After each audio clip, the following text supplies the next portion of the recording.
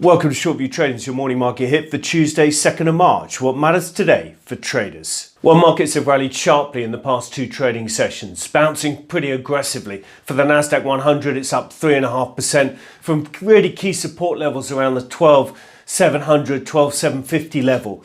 Really the bottom line, the neckline of a head and shoulders that seems to be forming, as you can see in the chart in front of you now. For the S&P equally, it's bounced from a 50-day moving average up just shy of 2% over those two trading sessions. But the question is, does that signal anything? Does strong two-day bounces mean anything in terms of equity markets? Do they tell you anything about where the market's going to go from here?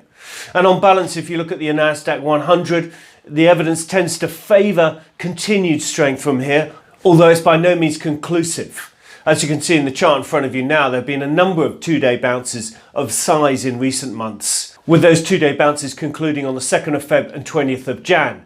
In those two instances, the market kept on moving higher for a number of trading sessions, and therefore that sharp two-day bounce was a positive signal and a signal to stay long. But in the prior example you can see on the chart, when the two-day bounce concluded on the 8th of January, you can see the outcome was different over coming trading sessions. And of course, the further you go back, the more mixed and more different variant examples you can find.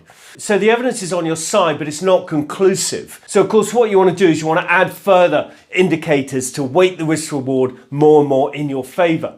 And of course, that's what we do each and every day in the daily rag. When we look at the put to call ratios, we look at the risk appetite, fear and greed indicators, we look at how overbought or oversold the market is, and so on and so forth. And we take all the evidence and assess it in the round, and therefore come up with a recommendation on a 1 to 2 week basis on equity index futures. So for example, today, if you look at the put to call ratios, you can see from the chart in front of you now, it's very much leaning towards the buy side of where it's been in recent months, and therefore adding some further grist to the mill, some further evidence that the risk reward suggests you should stay with this long position in the Nasdaq or the S&P 500 futures.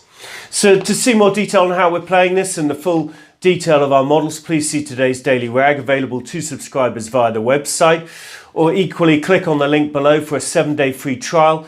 All you need to do is enter your name and email address and we'll send you the daily rag for free for 7 days. No credit card details required.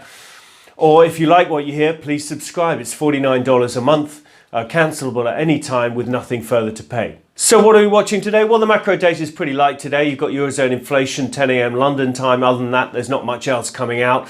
In terms of speeches, there's a couple of Fed governors, second line importance, not the Williams, not Powell, nor Clarida, but second line, Brainard, Daly, will be interesting, but not as critical. They're speaking later on today.